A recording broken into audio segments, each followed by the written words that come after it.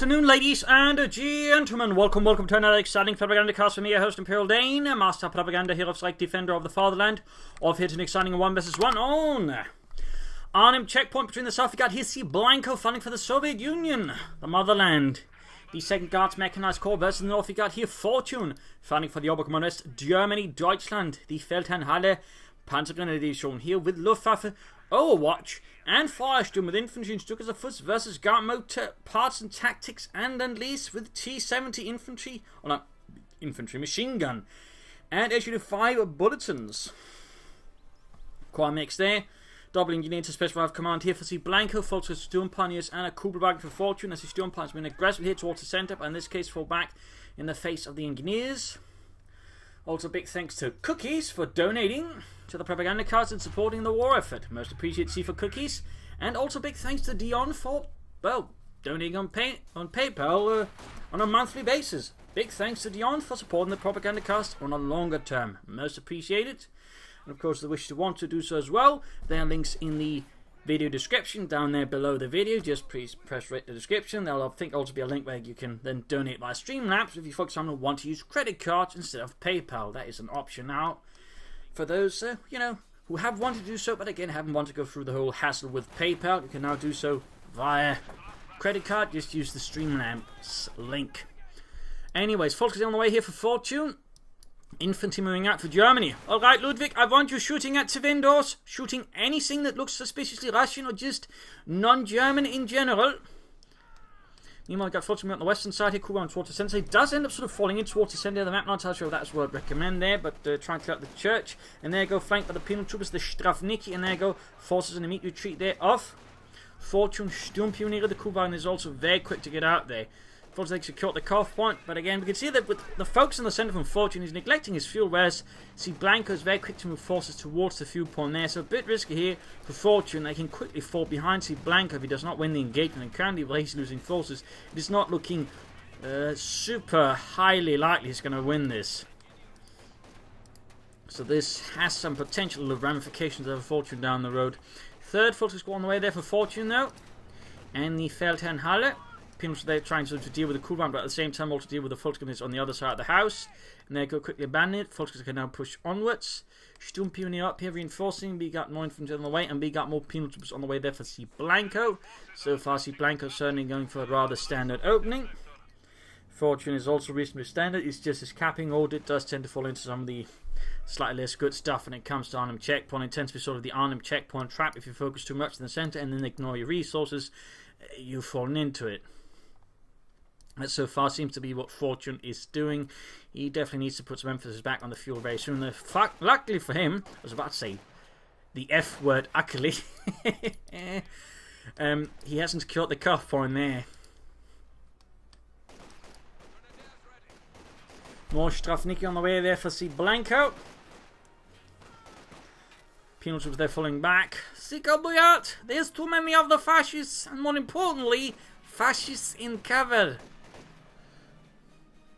Pulling up there, those not quite fully covered there. In fact, many two are sticking out their heads, which makes it easy for the penal troops to hit. Remember, you actually need to be in the cover for it to apply. It's not, you know, like you touch it and then you're magically, you know, embraced by the magical powers of cover. No, you have to be behind the cover. It's very much, you know, what you see is what you get system, which is one of the brilliant elements of the cover system. You know, if they're actually in cover, they're covered. If someone's sticking his head out, he's not in cover.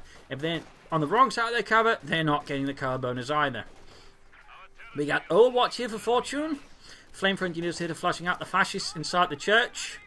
And up here we got Penals that have engaged by Sturmpioneers. Kuban not being used to grab territory, then instead used as a support element here for the Sturmpioneer. Flares going off, they're signalling Fortune to the advantage of the Russians, the Marxists. Schnell, call Batman! Nein, that's not Handwerks, Helmut. Oh, then what? We shoot him. Oh, yeah. Batman wouldn't do that. Nein, Batman wouldn't do this. Why are you even talking about Batman? He's an American comic. He's weak, non-German, and doesn't shoot his enemies with guns. It's a true German way, shooting people with guns. Or hitting them with really sharp swords. That is also acceptable. Neither of which Batman does. Sturmpioneers moving, more flares going off. Strafniki into the Sturmpioneer, Kuban down, better loss there for Fortune. And ultimately they retreat, but not suffering loss on the Sturmpioniere. More flares going off. Lots of flares, in fact, goes off. So many flares. It's like fireworks. Look at that, Petrov. It's fireworks. Нет, it's flares. It means the fascists know where we are. Is that a good thing? No, it's bad. Oh. Yes, sorry. Up here we got Belgrade headquarters up. We got a Goliath on the way there for Fortune. And we got an MG-34 on their way form as well, providing some suppressive firepower there versus Cblanco's forces. Cblanco here, very much a man by the med here, going for Lend-Lease, and that means Discus, M4C Shermans, and maybe an M5 half-tech assault group, but that's pretty much not part of it most of the times. Strafniki they're reinforcing. Pims are slightly falling back up here. MG-34 setting up for Fortune. Goliath rolling down there as fast as his little Tret can carry it. Engagement in the centre. Volksgrenadiers versus Penal troopers. And there you go. Disco on the way for Cblanco, pushing down the south here with the Volksgrenadiers. No sign of Sturmgewehr. Then again, the munitions are going for the Goliath here. Self-propelled piece of explosives. I'm not entirely sure how effective it was, though I've seen some accounts say it was quite successful on the Eastern Front, though not in what manner they were utilised, because there's a book about the Western Front and just mentioned the Western defenders got it, and it did great on the Eastern Front, so it's a bit limited there. It was basically sort of wire controlled, which obviously limits somewhat its utility, but apparently it was reasonably good. In fact, good enough for them to try a bigger version, which was known as the Borgward 4B, which is more like a small half-track, except without the wheels, that was sort of, you know, self-propelled.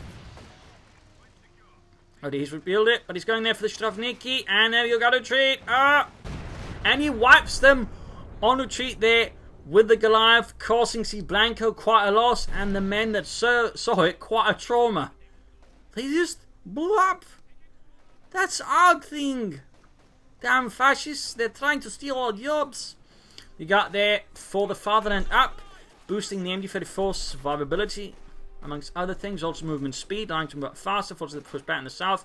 Penal was pinned down there amidst the gore and blood of fallen comrades. And the forces that got wiped, but have lost there, so to an extent carries over, but you know, the forces are still cheaper than the Penal troopers.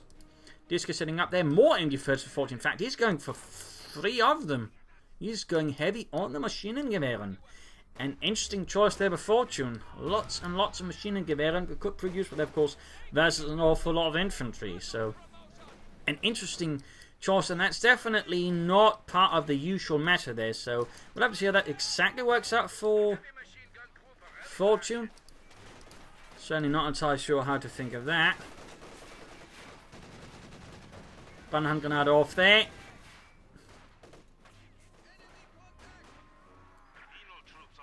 And right in front of the MG-34 there. Although the MG-34 is being suppressed. There it goes, unsuppressed. Pims was moving up on the side, forces the pin down. Looking too good here. He's almost got the disc ahead machine gun, still he's going to have to fall back with his second MG-34. And we got the third one, which needs to sit up here on the corner to then cover the first MG-34. But actually looks like it's going to get wiped out. Sturmpanzers are being lost. Slowly here for Fortune, needs to retreat those as well. And there you go, Penal was being sought down here by the MG-34. So again, very much off the reservation there, because most Open Command Verse players will at most go for maybe 1, 2, but 3 is not a usual play here. Granted, they most don't go Overwatch, there's an increase of them, as they sort of realise how I can sort of make better use of the Goliath, as we saw there. And he's also going for a flat half track, so he's going for 3 MG-34s and a flat half track. That is a lot of suppressive firepower. Clearly a heavy company has been dispatched here to the front line. Usually the heavy companies were where all the heavy machine guns would have been. That's a fun note there. Could also, I suppose, be enforced by a flat company there. So that's quite interesting there. Schwerer Kompanie of the Feldhernhalle Panzergrenadier Division. Ludwig, mach schnell mit die Maschinengewehr. Ivan kommt. Troops reinforcing healing. Generally, German doctrine emphasised that the heavy machine guns were to be used to support advances, I believe. Defensively, apparently they were basically just took the machine gun off the mount and used it as like a light machine gun, so that would be more flexible in dealing with attackers. But on the offensive, it was basically sort of set up like that, so it could use this great range, stability and rate of fire to support attacking infantry and keep the defenders' heads down. So that's an interesting bit there. MD-34 setting up, Penal flanking, MD-34 coming the first, MD-34, and there you go, flak half-track on the way. I mean, again, he's got a lot of suppressive firepower, and that is going to make it harder for the Penals to do what they want, because he can suppress them very fast then, and devastatingly in some cases. We'll have to see how Cblanco reacts to this wall of bullets.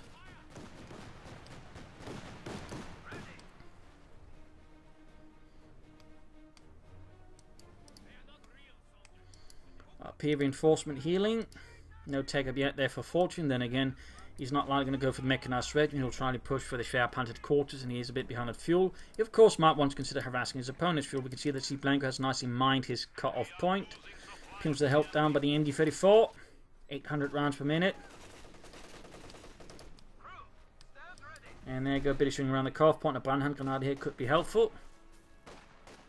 I mean, one thing that Overwatch also has to makes it stand out a bit, most of the abilities are actually passive ones. Early warning, fault receivers, the ability to build Goliaths.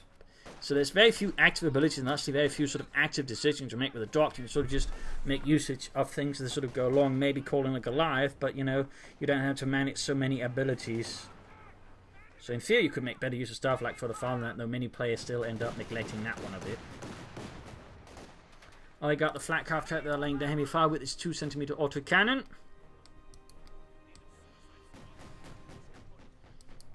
And Kedner from the way for Fortune is expecting Cblanco to go for a T-70 something in the case. Cblanco though is aiming for the H-6 to counter the flak half track more specifically. He's not quite so feeling a need there for the T-70. Got M4 holding down the Penals there in the west. Cblanco still maintaining map control here of Fortune, but it's slowly sort of crumbling down as we can see Fortune, his base is slowly extending sort of a suppressive network against Cblanco, making it harder for him to use his troops. Got the disc up there, which he somehow needs to clear out. Jagdpanzers retreated, taking some nasty losses there from Cblanco's forces of the 2nd Guards Mechanized Corps. We got another Goliath on the way there for Fortune. Another Goliath.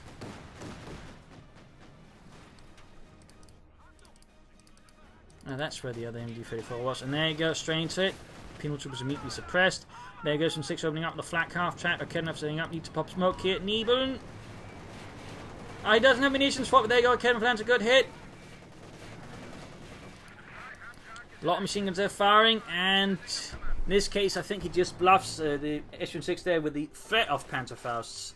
Though of course Fortune did not have the munitions. His flak half track there survives the encounter with the Russian assault gun. Far north there we got engagement between Penal troops and foot, so the Penal troops themselves are rather depleted. Mines going down there, good work by Cblanco. Very consistent mining here versus Fortune. Very consistent, and there we go, truck going down to set up the Schwerpanzer quarters to defend the cut-off point, maybe even the fuel point. And Cblanco adding more infantry to pressure the fascists harder.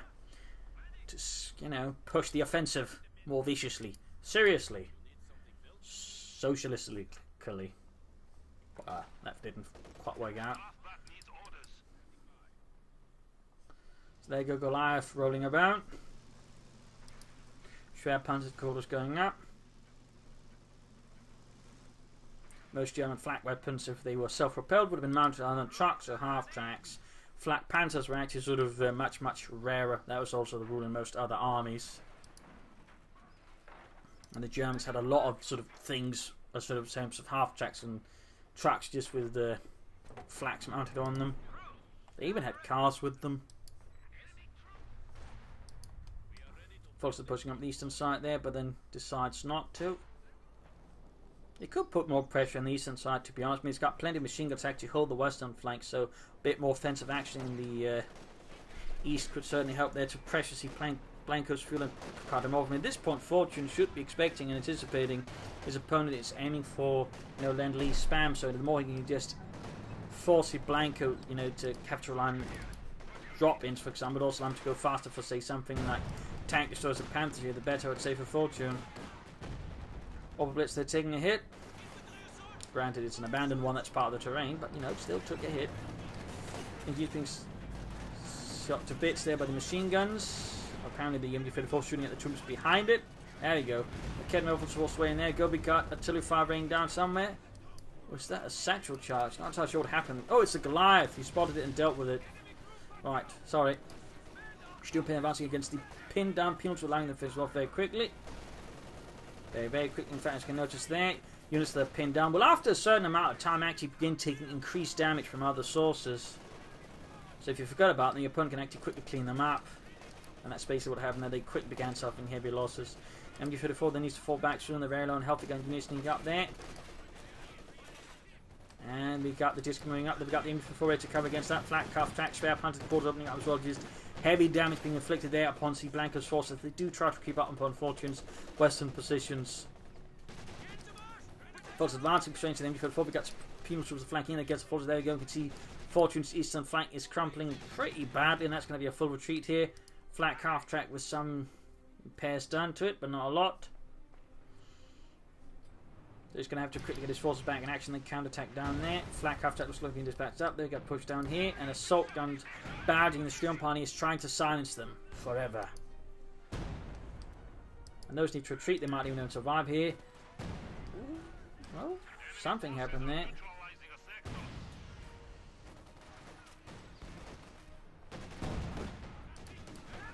Need to retreat those Sturmpanzers now. Fortune. Oh, scheiße. They're going to die. Too slow there. Too slow. Incendiary people being unleashed against a Dishka. With a replacement Sturmpanzer squatting away for Fortune. Got the flak half attack moving in. We can see the Dishka is actually now taking heavy damage. He's going to try and wipe it here now. So it's going to have to retreat right past all of this. So if he's too slow there, there's a good chance that the Fortune actually gets it off. In which case we'd steal. And there you go. Low on health. He's going to try and take out the flak half attack. He's taking so much damage already. And there you go. Down to 2 men. Fortune now moving in here. Cblanco's aggressive disc placement. Ah! Got the flak half track though. Got the flak half track. Incendiary grenade off. And that disc is going to die. I don't think it's going to try and retreat. There you go. Annihilate it. Not entirely sure that was quite worth the trait though. Flak half track for heavy machine gun. No matter how much of a nuisance it was. But there you go. Large Penal to assault. They're halted by the MG34 in the house. Eventually to increase suppression. Two's being pinned down. Forced away. Fortune secures the town square. Claims it for Germany once more. Adopts this square, Adolf Hitler square. Jürgen, you call all of the squares for that, but, nein, don't. Try being a bit more original. Lot of machine guns in the center, but he's lacking anti-tank weapons. He's going to need more Raketenwerfers. He's only got one. He might even force him to go for Panzerix there. He got Panzerfaust off. M4C Shermans will be stalled a bit, but that's pretty much just breaking through there his newly claimed square and leaving Fortune there with his lederhosen down his ankles. So he's quickly pushing for the cuff point. Let's at least that way stall him. MG14 with engineers quickly suppressing them. Again, Veteran 2 helps out nicely there. And it's slowly approaching Veteran 3. Again, we're setting up in the house here with the Sherman is quickly moving past it. Being a bit slow then setting up. Fortune still's got some time there before he can call in any sort of anti-tank. And the machine gun in the church gets destroyed. Cooked. Like a goose. Quite unfortunate there for Fortune. That was a good machine gun crew. He's going to have to fall back with a Raketenwerfer as well. So right here, Fortune suffered quite a few losses. And Cblanco's breaking through the center. And he's still got some time before he can actually say call in a Jagdpanzer at the very least. He's got the manpower, but he does not have the fuel. At this rate, he's not going to get it any time soon. Currently, he's going to be about roughly a minute away from getting it.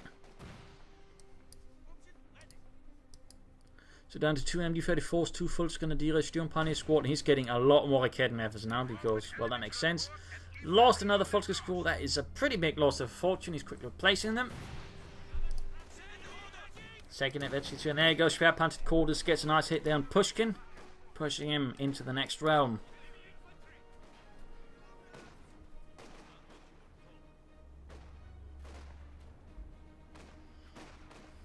So Cblanco's in control of the center of the map again. I dubbed this square Joseph Stalin Square. That's a really good name, Petrov. Thank you. I felt inspired.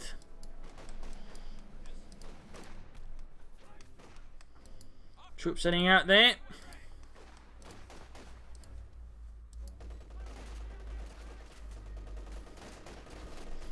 Another M4C Sherman out there for Cblanco.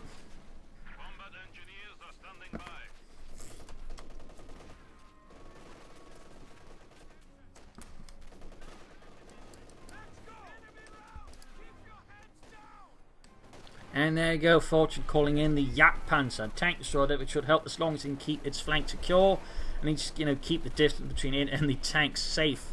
Otherwise, it's quickly going to go down, but it can sort of keep a good distance. You should always have a good chance there as the M4C Shermans. So we'll have to see how it works out there, though, for Fortune and the Feldhernhalle, as its men find themselves under bombardment there from the M4C Sherman, or MCHA, as the Russians like to call it. Because M and then 4C was CHA, or something like that. There you go, though. Like over hits there on the Sherman. Several hits there. Could almost take it out there, though it's likely going to get away. Oh, gets away. Still, that's going to be a bit of a delay there. And the Jagdpanzer's almost ready there for Fortune. Almost. Almost. He's going there for Wappen the Sturmpioniere, though. And there you go, Jagdpanzer's out here for Fortune. Ready with its high velocity gun. And there you go, quick hit on the rear. And there you go, Jagdpanzer shoots, misses quite spectacularly. Quite spectacularly. Second shot misses quite less spectacularly.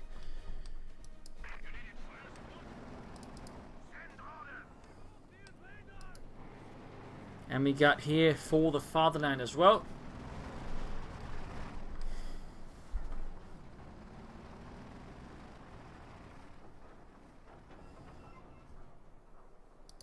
Victory points wise, Cblanco also has a fat lead over Fortune there. MG-34's forces they're advancing. Some infantry would do him good. I think some also then he would actually quite help us all those penal troopers. Toss on an MG-34 especially. That I think should be quite helpful there for Fortune. Jagdpanzer moving down towards us. And needs to be careful there. There's still the potential of penal troopers moving up close. MG-34's forces moving in. Jagdpanzer firing away at the house there. And we got to push up western side here. Sherman spearheading an assault on the western holdings of Fortune. Good work there. There you go, Fortune, they push back. Artillery fire. We've got the other Sherman hanging back here. Mines going down there to prevent any rushes from Fortune. Very good. With both machine guns are laying down some heavy fire there against the house, preventing the occupants from going out and attacking Fortune, but not necessarily from leaving. Lots of mines here going down from Cblanco. Again, he's being very consistent with that. That is very good. A lot of flares there from Fortune going off. Obviously, as territory is very quickly occupied by the Russians. Attempted to clear up the Strafniken succeeds.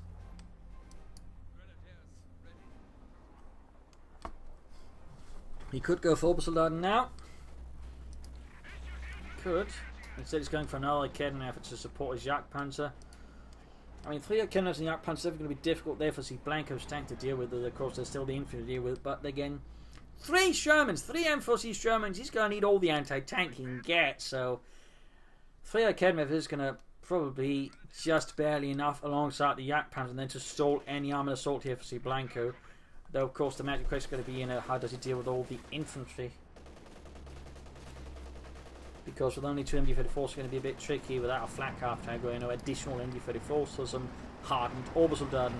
You can see they're trying to make base use numbers, trying to launch a big flanking assault up here, though the Kenmevs are nearby, and you can see a person moving up the Jagdpanzer support there.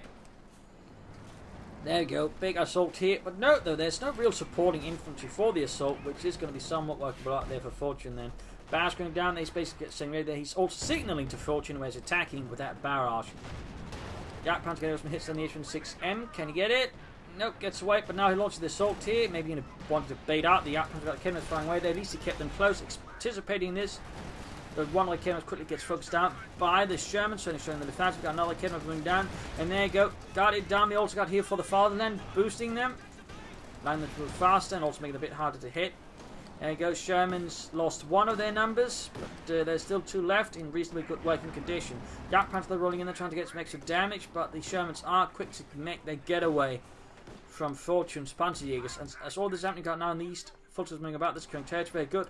Meinmundorf, they're damaging the engine, like Kedmev's up support. In this case, Cblanco does not move in with the Shermans, probably anticipating like Kedmev for supporting the Jagdpanzer. That's certainly the right choice there by Cblanco. If we were to try and rush it, he would probably run into all those like Kedmev suffer some severe losses, in particular here with 1 veteran T3.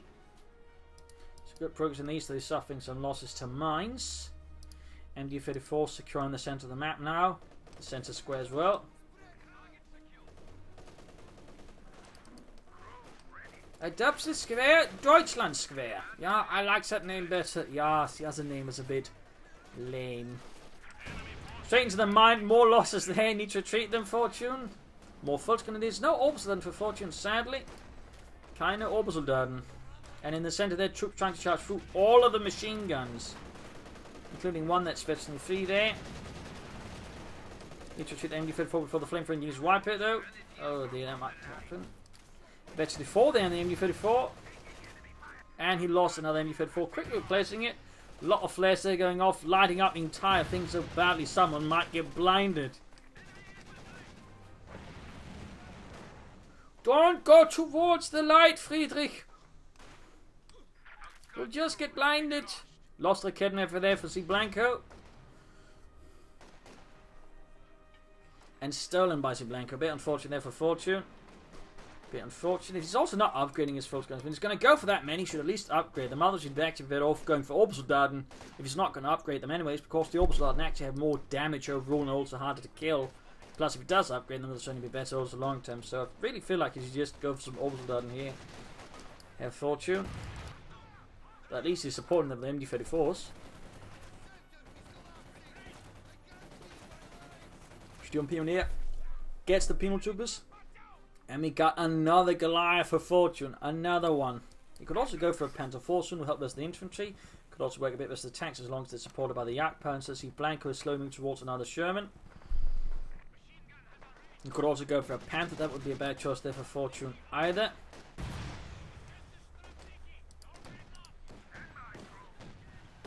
Schwerpanzer quarters continue to be an obstacle here for Cblanco to deal with. Challenge.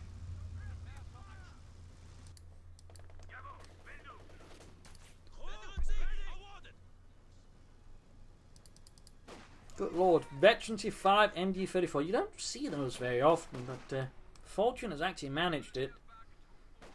He's actually managed it. Gute Arbeit, Fortune. Gute Arbeit.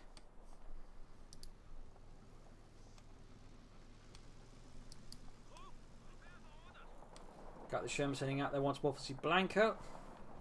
And the 2nd Guards Mechanized Corps.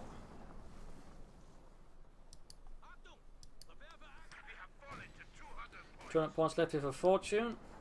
McKenna up in the Jagdpanzer, getting a penetrating hit.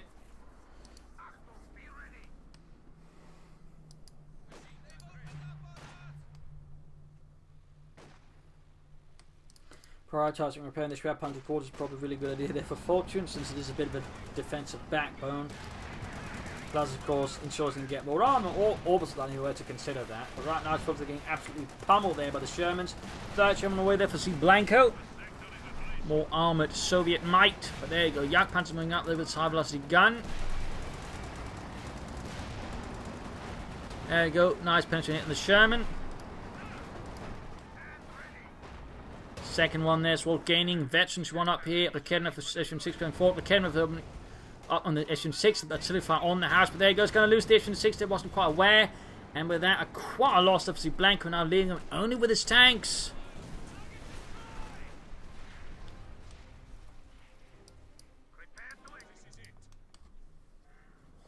Fortune soon able to go for a Panther here. Soon able to go for a Panther. Jumping to the centre again, despite knowing there's a Jagdpanzer there. Was that maybe an accidental sort of call in there, we just forgot to rectify? Either way, that's quickly giving the Jagdpanzer the lot better. There goes moving forwards again into the Kedmavs now as well. He knows it's there. That's definitely not good there for Cblanco. That is a free kill more or less there for Fortune and the German army. In fact, we can see that Cblanco is now beginning to suffer a bit from Stalingrad syndrome. Rather than trying to flank and out maneuver Fortune, he's just relying on brute force, and he's not, you say, getting more to them, so at least lay down a smoke screen to that way negate Fortune's range advantage, for example, with the Jagdpanzer. That's definitely something there that he could do better. We've got a Goliath going off there, wiping the engineers and blowing a huge chunk out of the church. Troops trying to flank the holder by the MG34. The Veteran 5 is holding back here.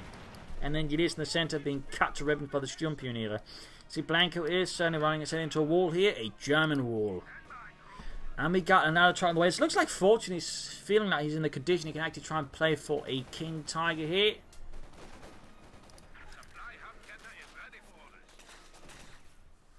could be a bit risky, but if you sort of consider Cblanco's current tactical approach, could maybe work out then, in which case Fortune could crush Cblanco.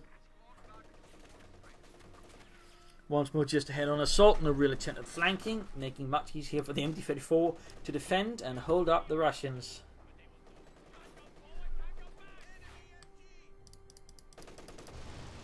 Another Goliath out there.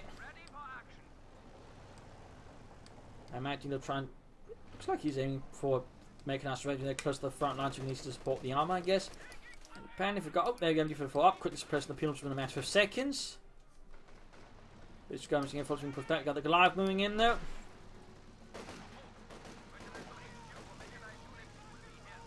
Oh dear. Penal was trying to run. Help! It's getting closer! Help! Damn you, German engineering! Damn you! The Goliath coming to a cinema near you.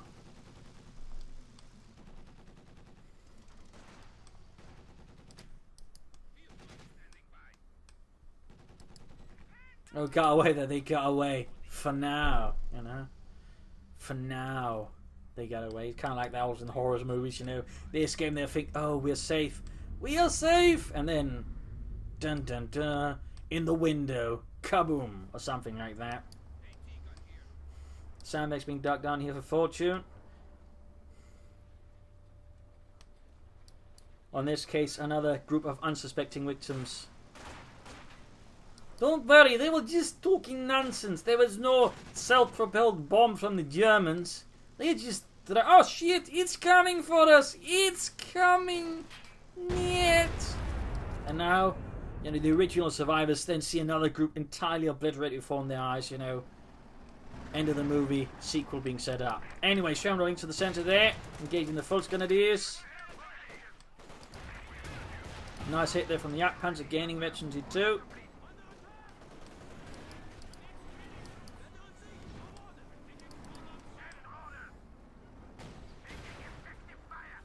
I can't wait for the opening up on the Jagdpanzer.